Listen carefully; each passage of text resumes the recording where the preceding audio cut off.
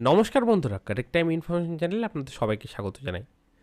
বন্ধুরা, আজকের এই ভিডিওতে আমি আপনাদের দেখাবো কীভাবে আপনারা অনলাইনের মাধ্যমে চেক করবেন নিজেদের ভোটার কার্ডের ডিটেলস।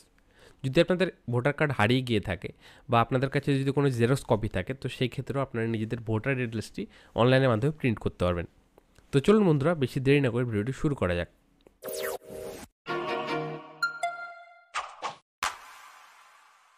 অনলাইনে ভোটার কার্ডের ডিটেলস দেখার জন্য আপনাদের এই অফিসিয়াল ওয়েবসাইটে চলে আসতে হবে। এই অফিসিয়াল ওয়েবসাইটের লিঙ্ক আমি আমার ভিডিওর ডেসক্রিপশনে দিয়ে দেবো, আপনারা ওখান থেকে ক্লিক করে ডাইরেক্ট ওয়েবসাইটে চলে আসতে পারেন। এই ওয়েবসাইটে আসার পরে আপনারা এখানে প্রচুর অপশান দেখতে পারবেন।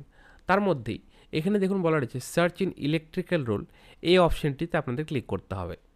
ক্লিক করার সাথে সাথে নতুন একটি পেজ খুলে গেল এবং এখানে দেখুন টোটাল 3টে অপশান রয়েছে: search by details, search by EPIC, search by mobile number.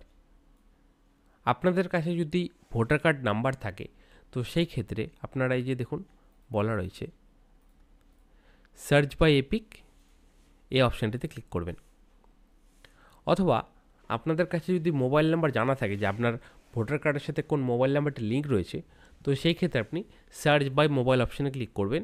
এখানে নিজের মোবাইল নাম্বারটি এন্টার করবেন, যেই নাম্বারটি আপনার ভোটার কার্ডের সাথে লিঙ্ক রয়েছে সেই নাম্বারটি দেবেন, এখানে ক্যাপচার কোড দেবেন, তারপরে সেন্ড ওটিপি অপশানে ক্লিক করবেন।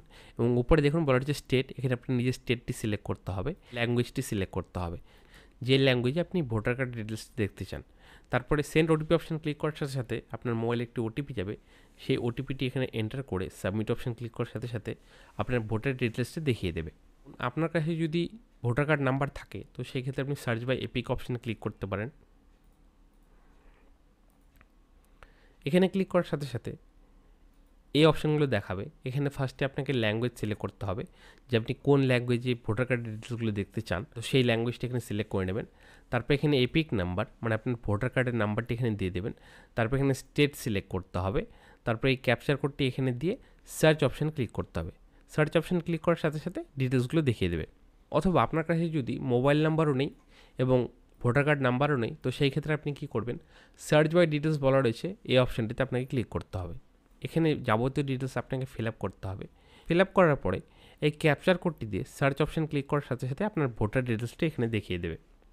তো এইভাবে আপনারা নিজেদের ভোটার কার্ডের ডিটেলসটি পেয়ে যাবেন এবং সেটি প্রিন্ট আউট করে নিতে পারেন যদি আপনাদের ভোটার কার্ডটি হারিয়ে গিয়ে থাকে।